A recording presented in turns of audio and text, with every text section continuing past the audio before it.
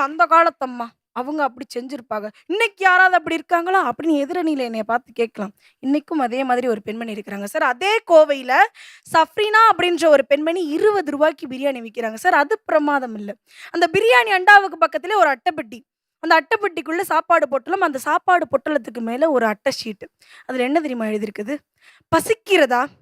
பசிக்கிறதா எடுத்துக்கோங்கன்னு எழுதிருக்கு sir. Sir எவ்வளவு பெரிய மனசு சார். பசியினுடைய அருமையும், அந்த சமையலுடைய பெருமையும் தெரிஞ்ச பெண்களால மட்டும் தான் சார் இப்படியெல்லாம் செய்ய முடியும். அப்படி இருக்க பெண்களுக்கு சமையல்ன்றது ஒரு விதமான சந்தோஷம் தான் சார். அமெரிக்காவுல இருக்கக்கூடிய ஒரு பொண்ணு ஆவக்காய் குழம்பு செய்யணும்னு ஆசைப்படுறா. யூடியூப தட்டுறா.